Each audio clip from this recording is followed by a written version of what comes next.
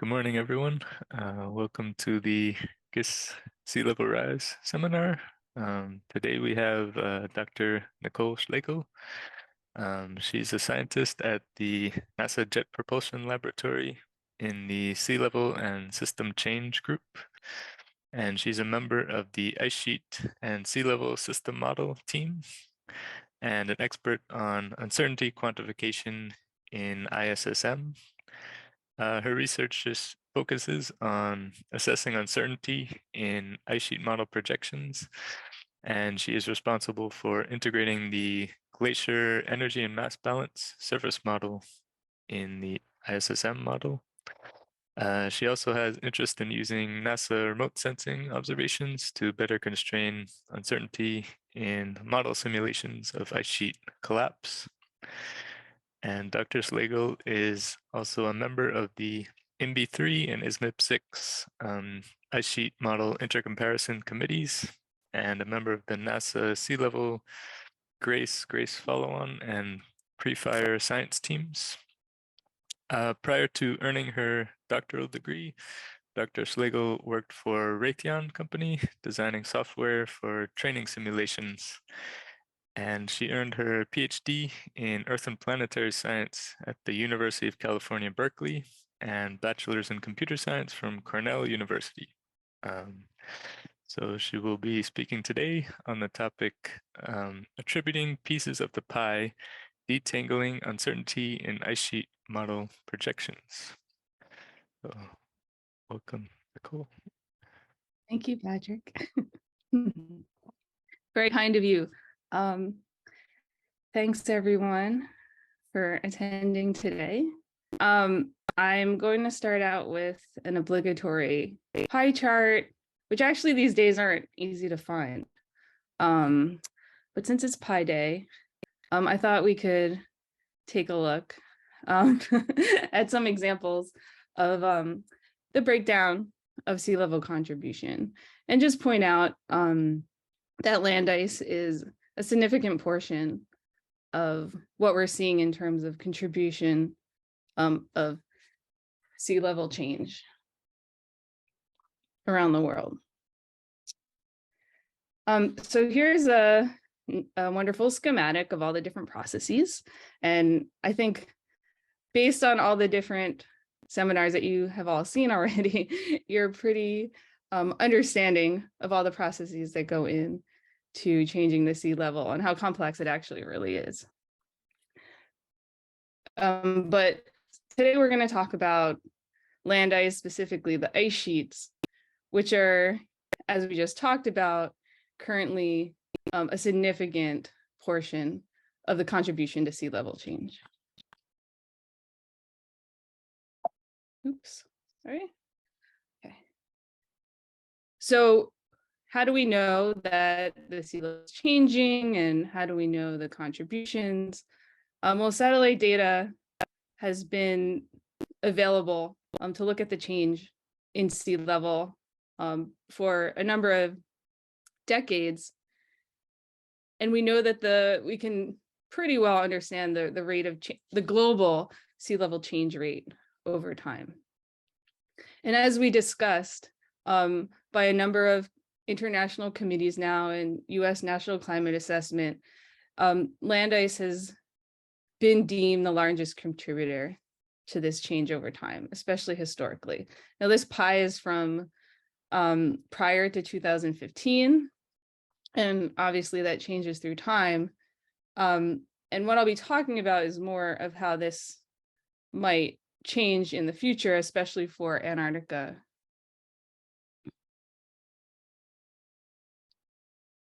So we can also, based on satellite observations, see where the ice sheets may be losing mass over the last couple decades due to altimetry measurements. And in this case, this is a difference between ISAT 2 and ISAT to see the surface change of the ice sheets through time. We can also follow how much mass the ice sheets have been changing. And this group probably doesn't need more explanation of what the GRACE and the gravity measurements are, but we are seeing a trend, especially in these ice sheet areas, of losing mass. So what I want to talk about is models and how models simulate ice sheet change, how they simulate change to climate forcing, and how they're the key tools for projecting the change in sea level contribution in the future. So if we want to know how the ice sheets are changing in the future, we need models. And this is because land ice will mostly remain the biggest contributor to sea level change. And it's also going to be the largest source of uncertainty in our projections. So in order to nail down those projections, we need to know how the ice sheets will change by using ice sheet models, but we need to have those projections be spatially accurate.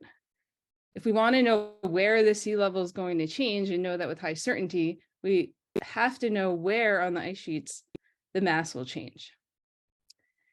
And this is a problem because we have, as we talked about, pretty large uncertainties now between ice sheet models, as well as between all the different Earth system model forcings that are used to create projections.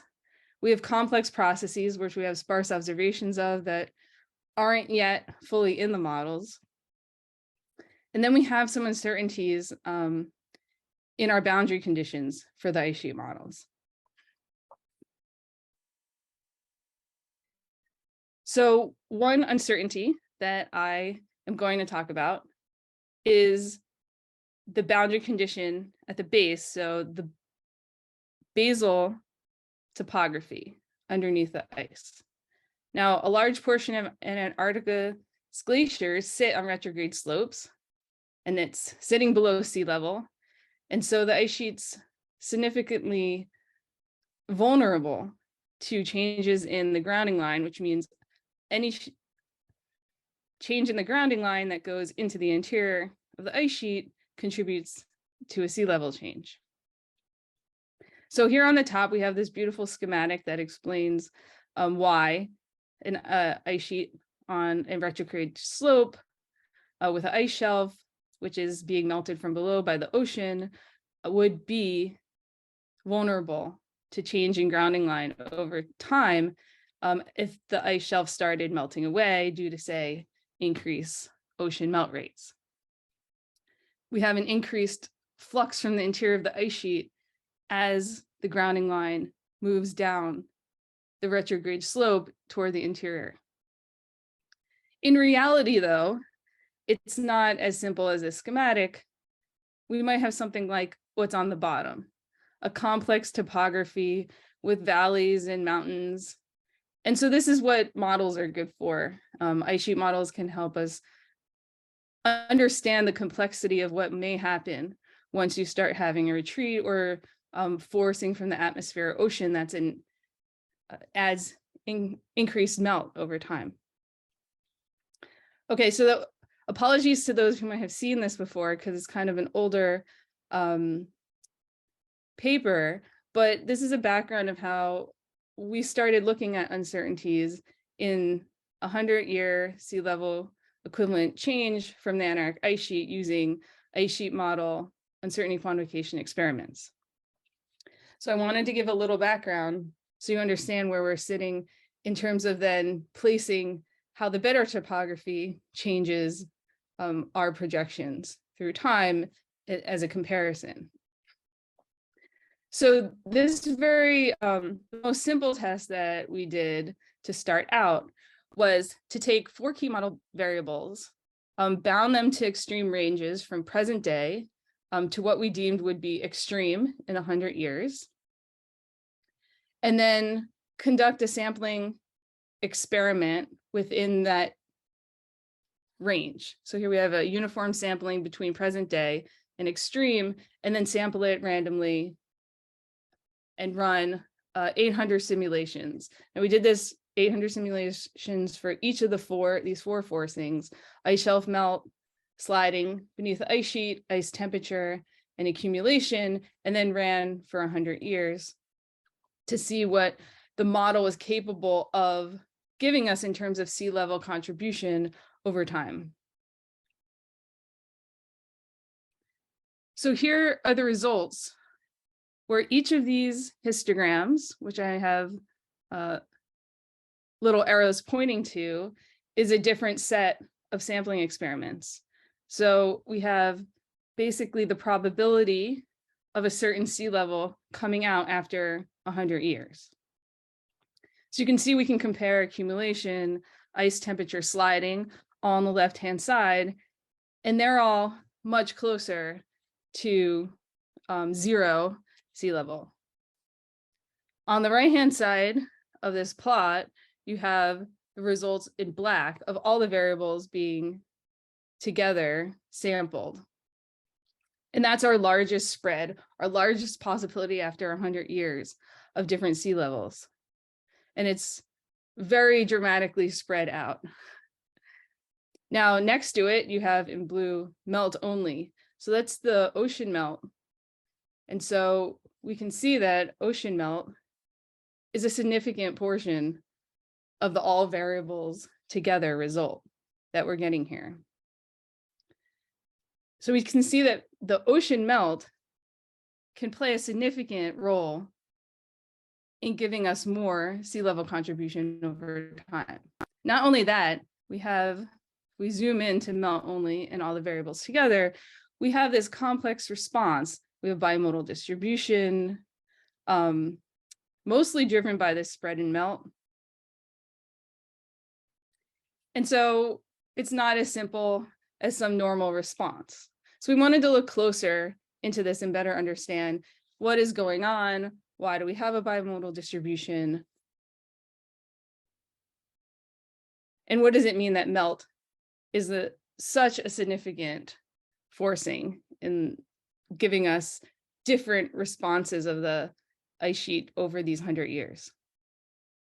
So first we broke it down regionally. So on the left, we have the mean of our distribution for each of the regions. And then we have uncertainty, so the spread of that mean.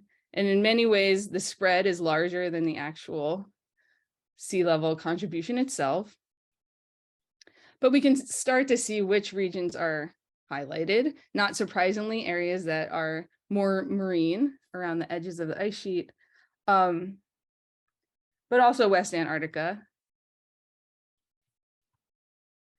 is definitely a major player here. And if we zoom in here, we have West Antarctica and coastal Wilkes Land are really the major contributors of what's going on in those PDFs that we are looking at. And also can see that the Thwaites region, which I have here highlighted in black, is the largest contributor in terms of the amount of sea level contribution through time. So we can plot the Thwaites contribution PDF against our PDF for melt and the PDF for the full sampling of all the variables. And we can see that Thwaites also has this complex bimodal behavior, and it's responsible for at least half of the contribution that we're seeing over those 100 years. So we know that West Antarctica and Thwaites in particular is a key player in what we're seeing as far as our results. So just to delve a little deeper into this, we can actually look more spatially at the results in that we can look at how the flux changes at every single location in a grid over the ice sheet, and how uncertain. We can actually look at a PDF for each one of those little flux gates that we can draw over everywhere on the ice sheet. And so here I have plotted, which is giving us basically a look at the same result, that the mass flux is uncertain in specific areas of the ice sheet.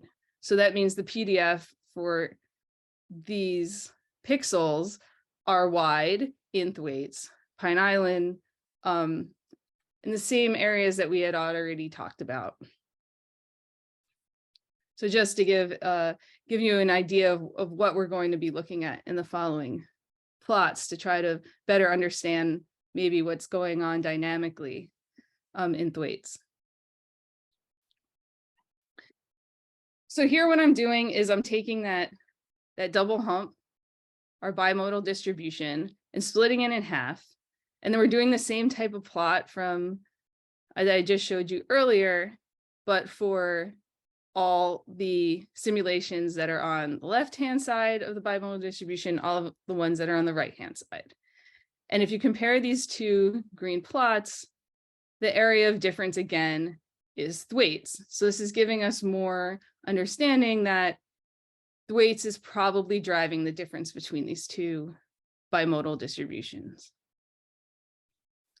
If we zoom in to these areas, we can, especially, Thwaites in particular here. So we're zooming into the Thwaites Basin.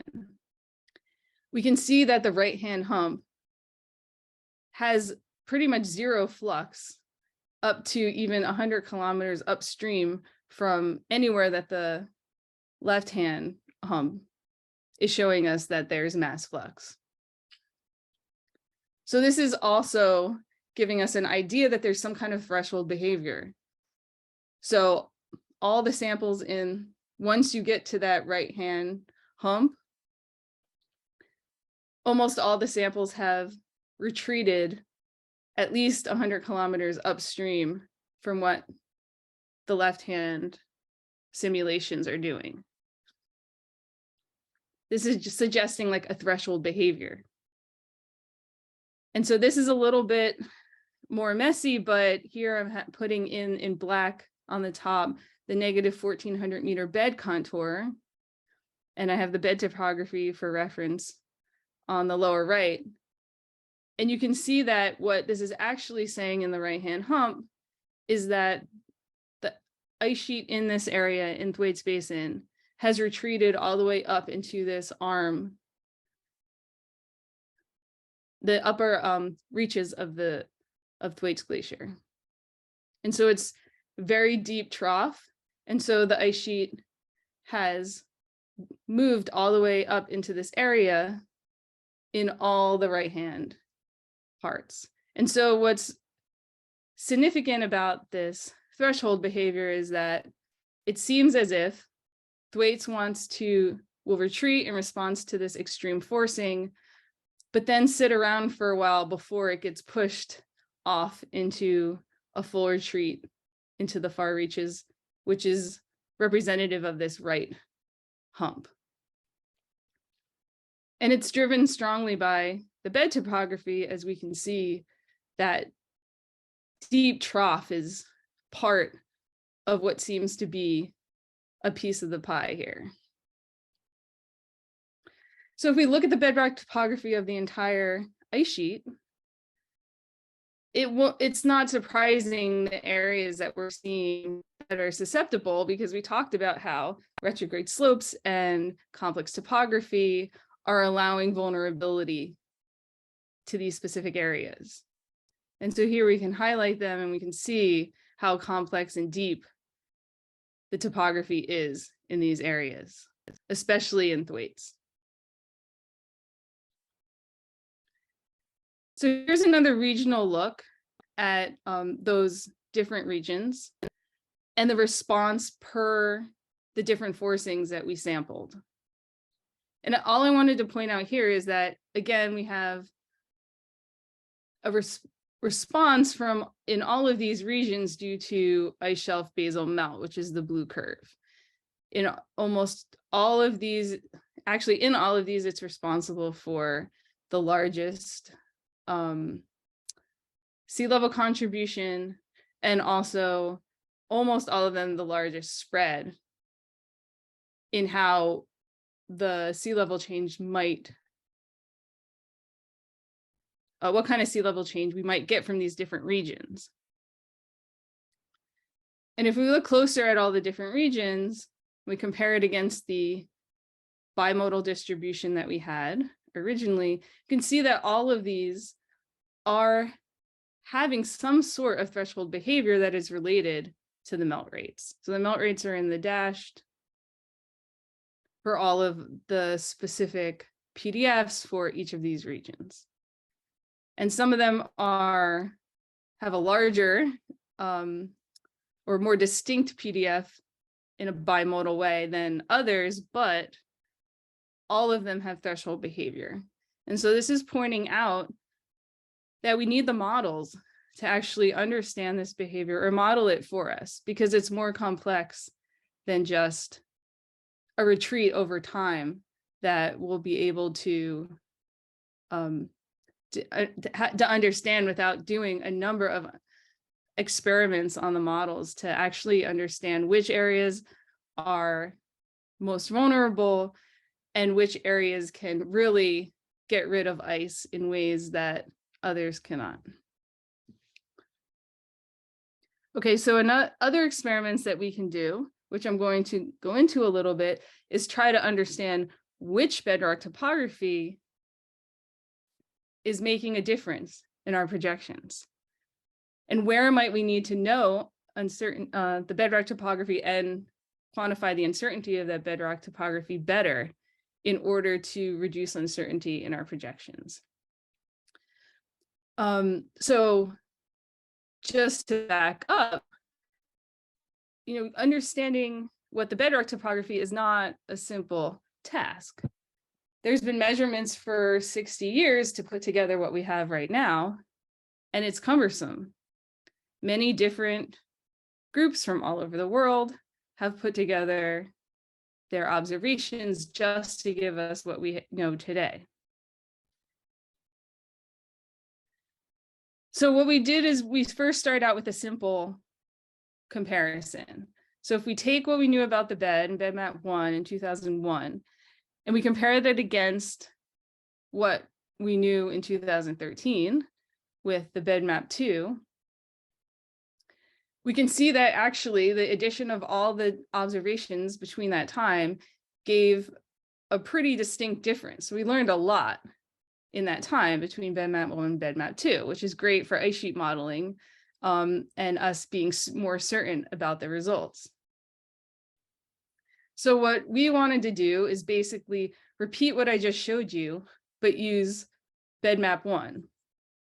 And then compare what the results were with our ice sheet model against if we had our bedrock being BedMap 2, which is pretty much what I was showing you already.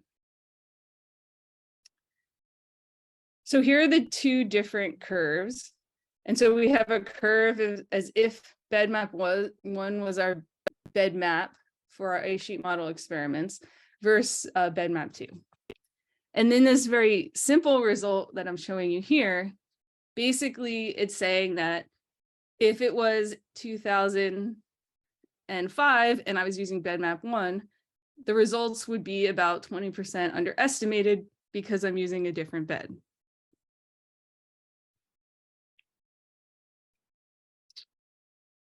But it's not that easy when you look regionally. Not all areas are just leading to this underestimate. In fact, some areas, it's the opposite. And so we just wanted to look a little closer between these two areas, which have the largest difference between the two bed maps. Okay, so now we're zooming into the coastal Wilkesland area. And I'm plotting here the bed topography. And then in black is the 100-year change for an extreme experiment, the change in the grounding line. And so that most of these grounding lines are hard to see. There are these light dashed lines, which are close to the coast. And now we have the grounding line after 100 years being into the interior for both of these experiments. But you can see the BedMap 2, how much information we have now compared to BedMap 1 about what this area looks like. And so when the model responds to changes in ocean melt, you have a distinct migration, which you can see follows this complex topography into the interior. So I would say that's more certain of a response that we're seeing from the ice sheet model as far as that goes. But what it does is give us more sea level contribution when we know better the bedrock topography. Well, if we look at Pine Island, which had the opposite response, we could actually see with the upgraded bedmap 2, we get a different conclusion. Actually having more distinct bedrock topography allows the model to not just migrate its grounding line all the way into the interior. There are areas that are distinctly mountainous beneath the ice, and they hold on to the grounding line a bit. And so in this case, we have less contribution with the newer bed.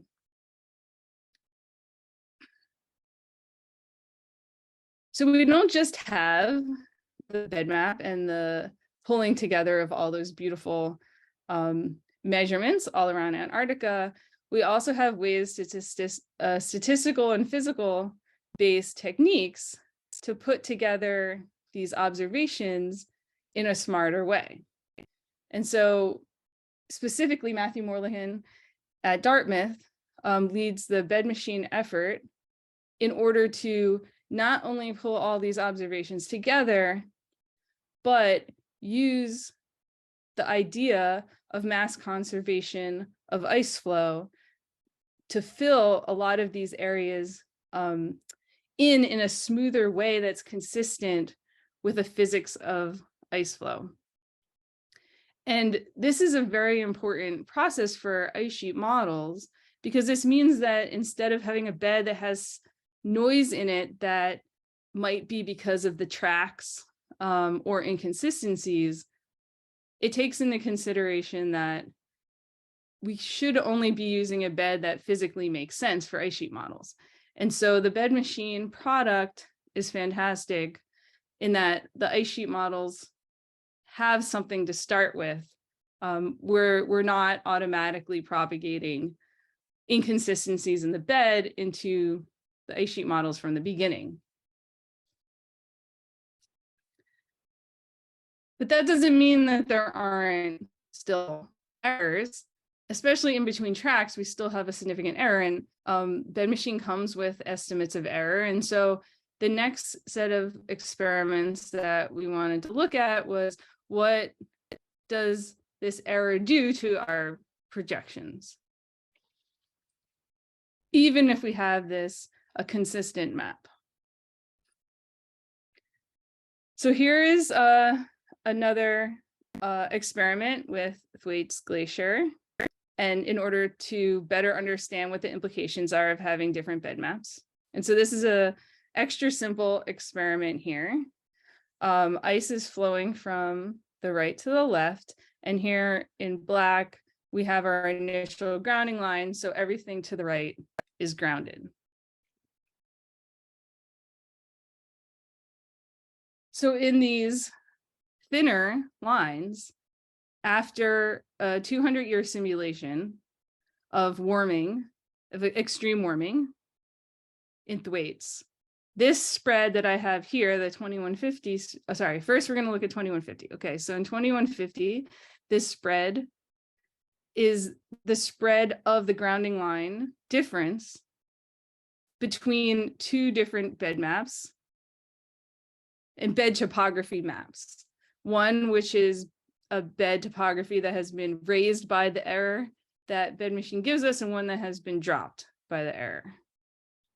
And so just by using these two different beds that are within error, we have this significant spread in where the grounding line may be after 2150, and then these thicker lines are from 2200. So this already gives us an idea of where we're sitting in terms of uncertainties in our simulations.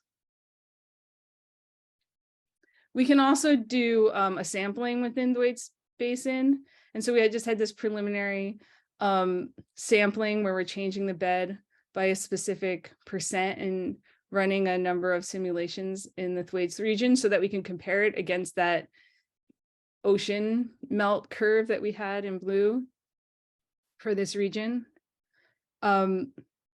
And you can see that in black is the spread from the PDF from the bedrock topography, and we're forcing it with extreme melt in this case, so it's all sitting in that right hump realm, but we still have, consistent with what I just showed you spatially, the spread is pretty close to the uncertainty that we have from ocean melting, given to us from bedrock topography. Now, the nice thing about bedrock topography is that it actually is directly measurable.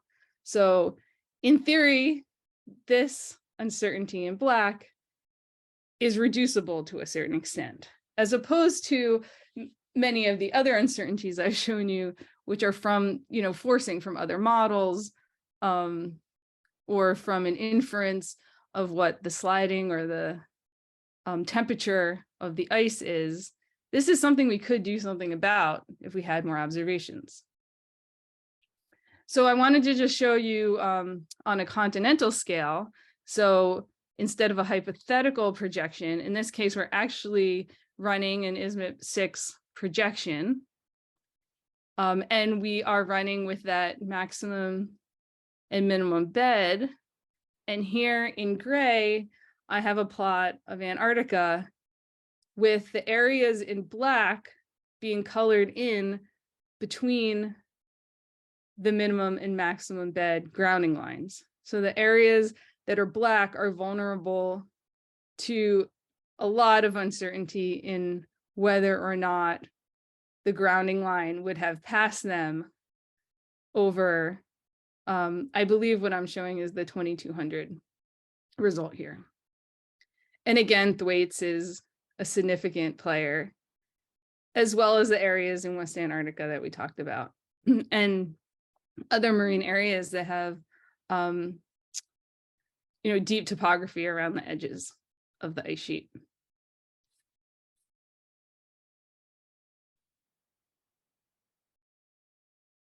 And then this, I just wanted to, as an example, show what that type of uncertainty means. How does it compare to other types of uncertainty?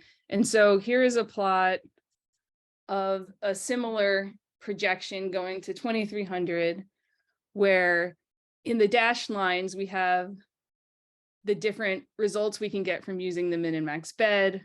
And then in solid colored lines, we have 3 other projections that are created using a variation of the spread of melt parameters for the ocean melting parameterizations that ISSM 6 has.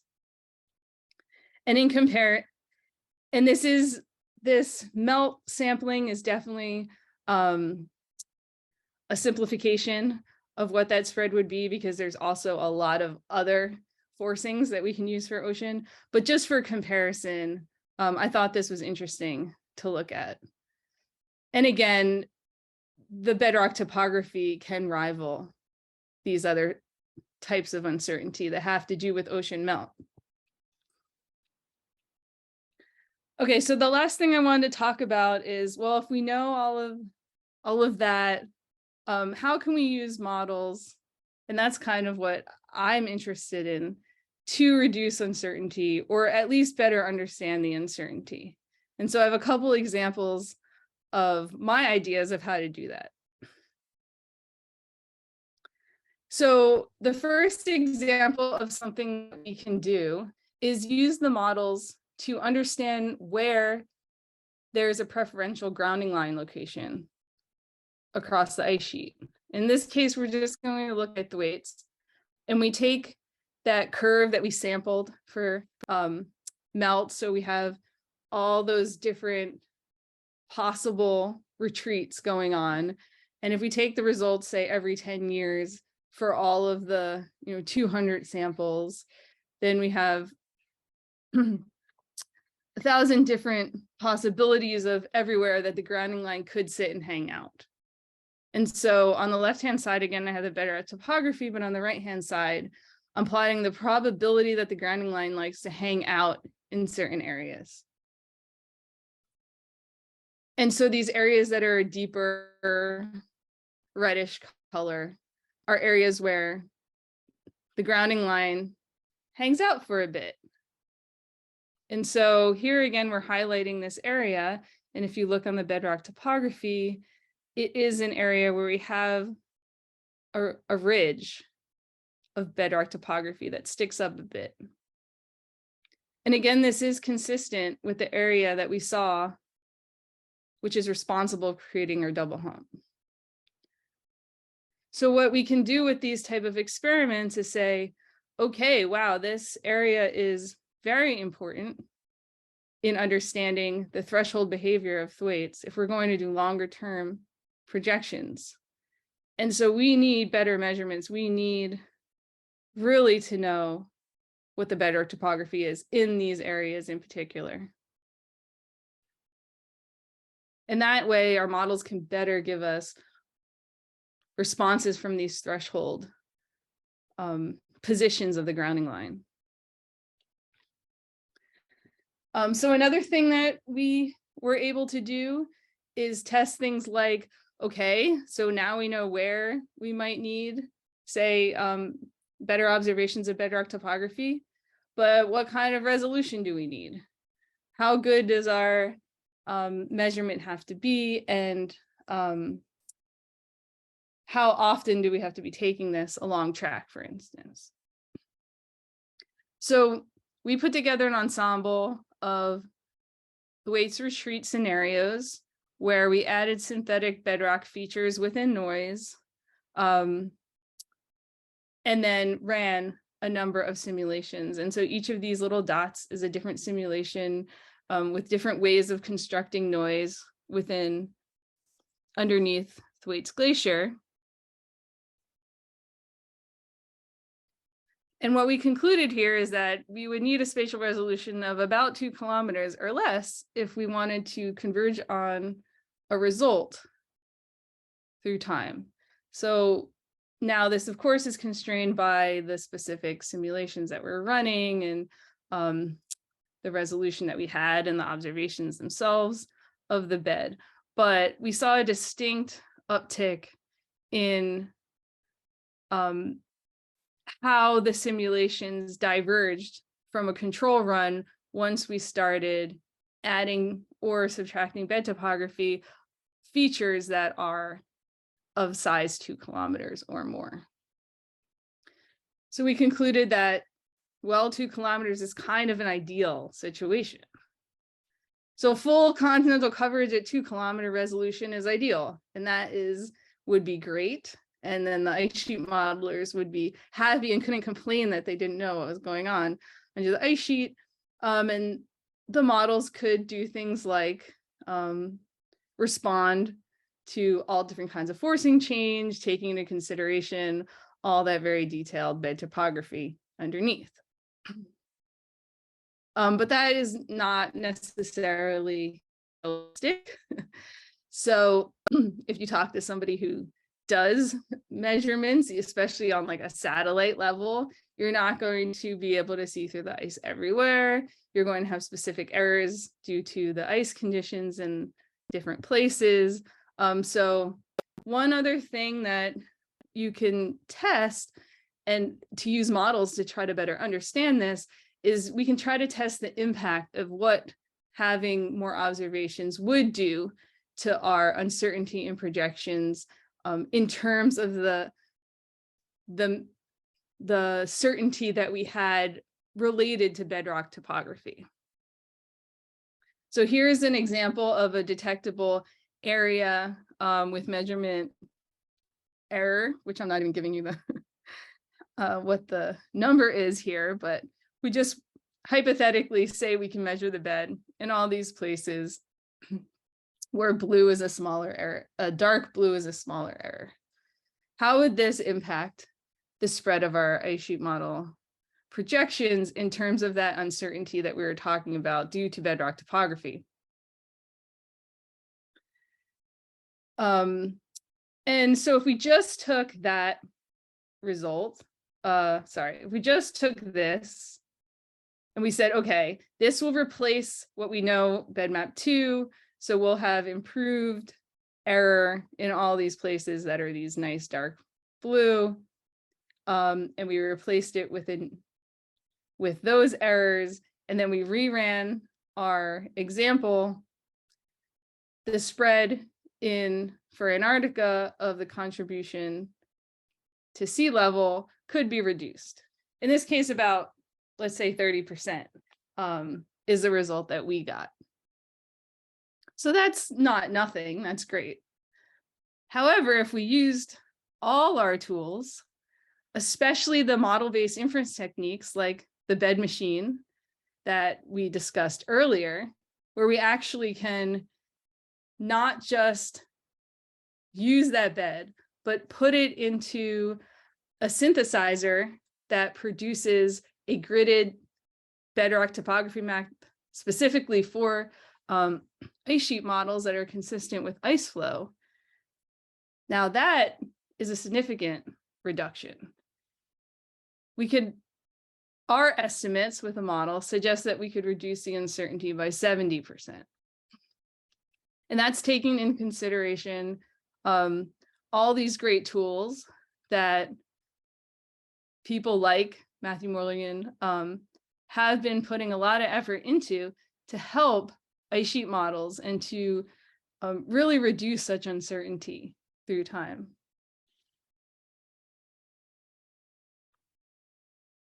So yeah, I mean, that's all I wanted to discuss today.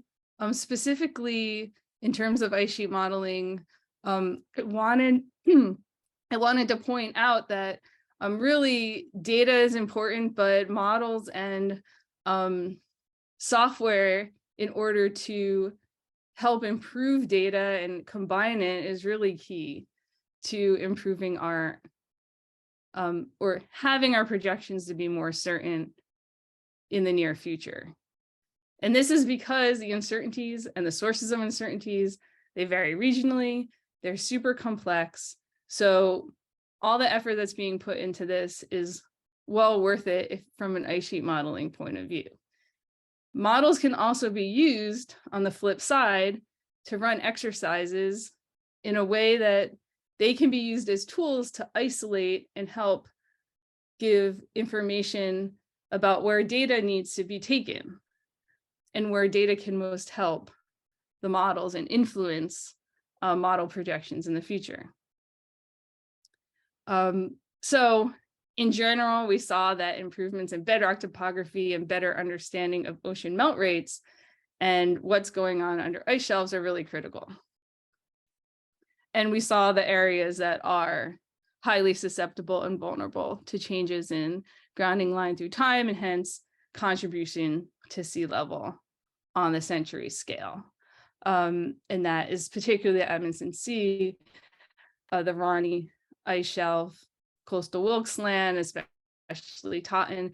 And this isn't a surprise because this is where we're seeing changes happening right now already. So the ice sheet models are working hard to keep up, and hopefully as we get more observations in the future, we'll be able to close these, at least the closable gaps. All right, thank you. Hey, thanks, Nicole. Great. Do we have any questions?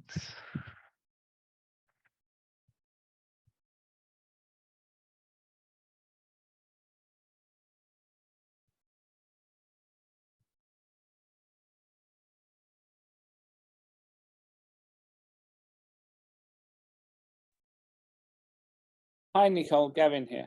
Hi, Gavin. You made a lot, and I think rightly so, about the topography itself. But what about the basal boundary condition? Like, to what extent what's there in terms of, is it bedrock? Is it till? Is it liquids? Doesn't that make a huge difference as well?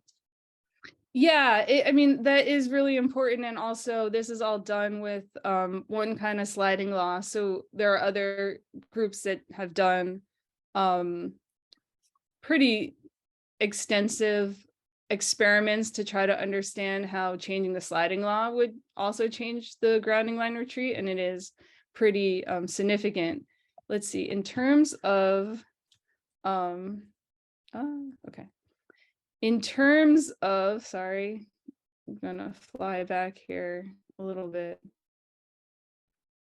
in terms of just using the same sliding law and all the interior understanding of what, sliding would be, in Antarctica in particular, as far as this result goes, we did alter this in purple here, sliding only. And so we did increase sliding by 2.5 times over the ice sheet in those different areas in order to get this sliding spread. And so as far as what we did, so that sliding will represent, we invert for a sliding to match observations. And so there are areas that are, more slidey because we want to match surface velocities to be flowing faster. So we did alter that, and that in our simplification, it didn't even get close to rivaling what would happen if we just pumped up the ocean melt a little bit. Right. Okay. Thank you. Yeah, thank you.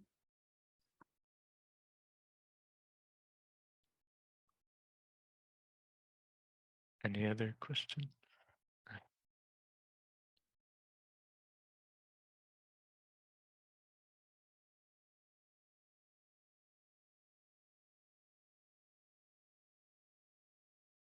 Well, I had kind of a general question about like processes that aren't included in the model, or processes that we don't understand very well. Like,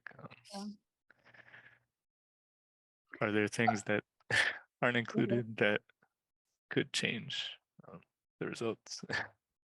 Yeah, for sure. I mean, so there are, in the IPCC, there's a lot of effort to discuss this deep uncertainty in ice sheet model projections, things like a cliff instability, which are processes that, if they're included in the models, there is definitely an addition of sensitivity, so even more sensitivity to things like melt rates. And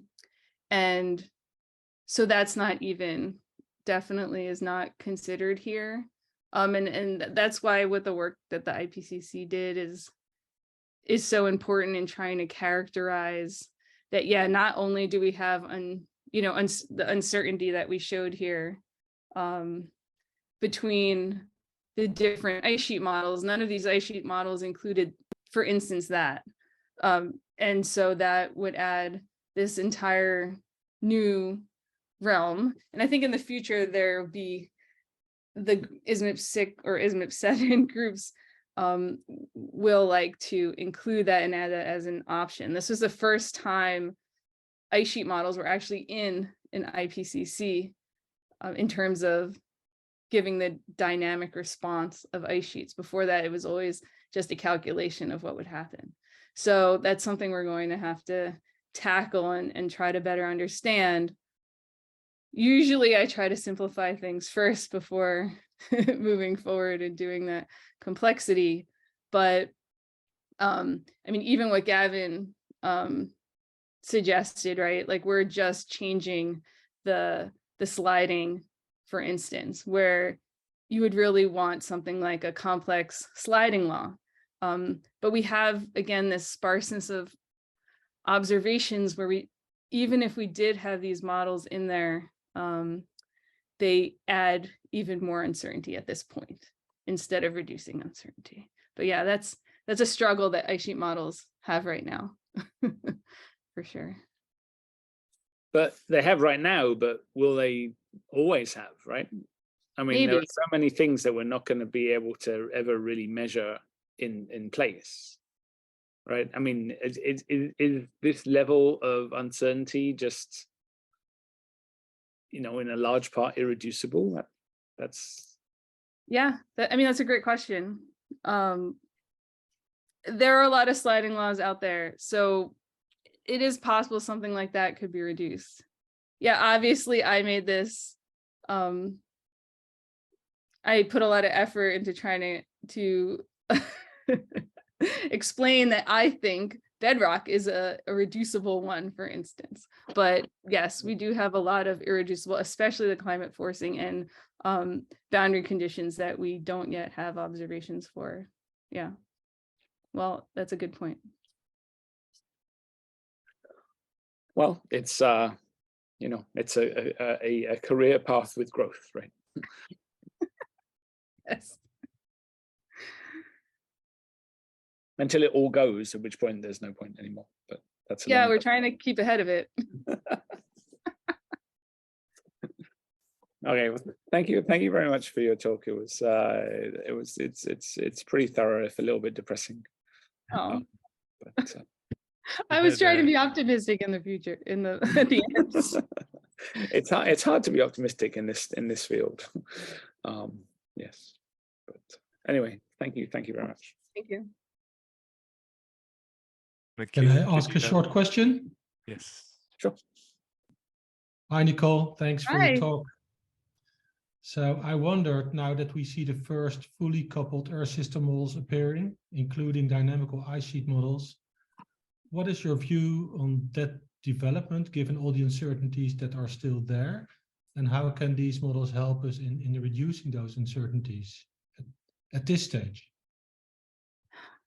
Yeah, I don't want to depress Gavin some more. No, but no, but seriously, I mean, it's the interfaces between the ice and the atmosphere and the ice in the ocean, for instance, and the ice in the bed are just so important, right? If you really want to know all the feedbacks and what's going on.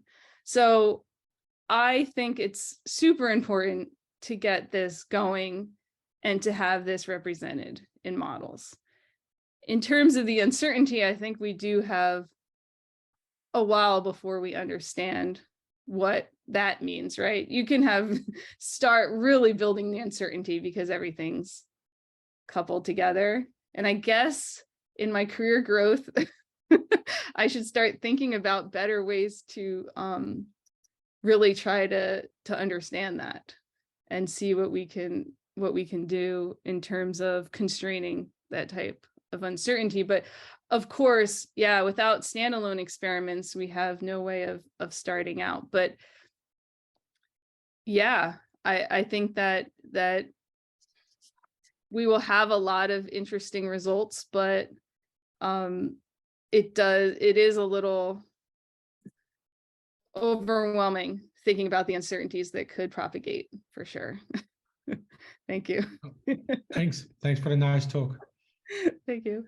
I mean, well, one way of trying to constrain the uncertainties is if we have an adapted system that is that keeps track of everything that's going on, and presumably as things progress year by year, that should allow us to prune some of the uncertainty. Now, I mean, for instance, if Thwaites stops melting, then that takes out a whole suite of different things. But if it continues to accelerate, then well, that's also a path that constrains some of the outputs, right?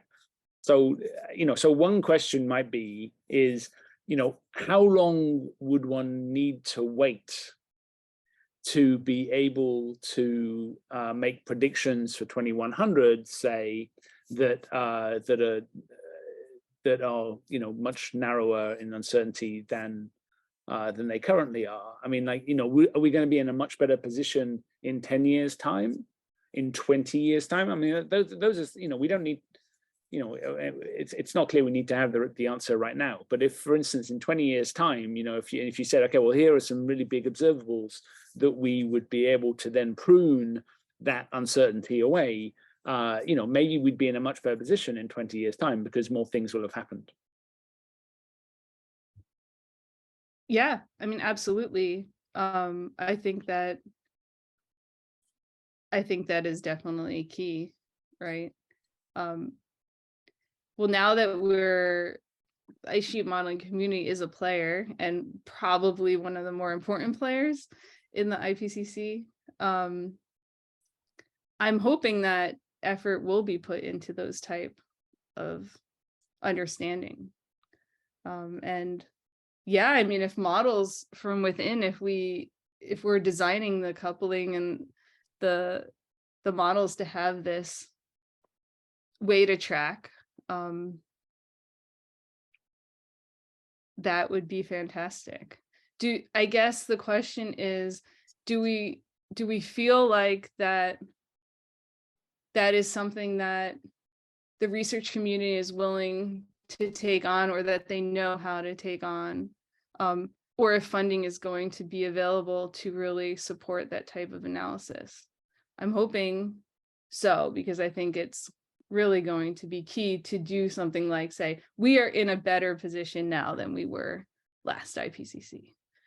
And yeah, I mean, I remember after AR4, right? That was the big wake up call for, oh no, it's happening. We have, sorry, you know, we really need to take this into account. And then there was this big scramble to have, you know, these efforts put together. But it's been much slower than I think people anticipated. But it's also much more complicated than I think people really realized. And so things like, you know, the bed map, and, you know, bed map 3 is coming along, and you know, it takes a long time to put these things together. And like, from our end, you know, putting together you know, coupled models that that include dynamic ice sheets. You know, Letty, I don't know if she's on, but you know, we've had you know, it's hard. It's hard to get something that's not just explores all the uncertainties, but it's just basically credible, right? So, you know, how do you interface between the relatively coarse atmospheric resolution and the high resolution in the ice sheets, right? You know, there's all sorts of kind of things that you have to do there, which, you know, you can't, you know, that, like, the brute force method of just doing everything perfectly is just not tenable. So you have to be doing something clever, and you know, and clever comes with uncertainties as well, right? So yeah, absolutely. Yeah, well put. Yes.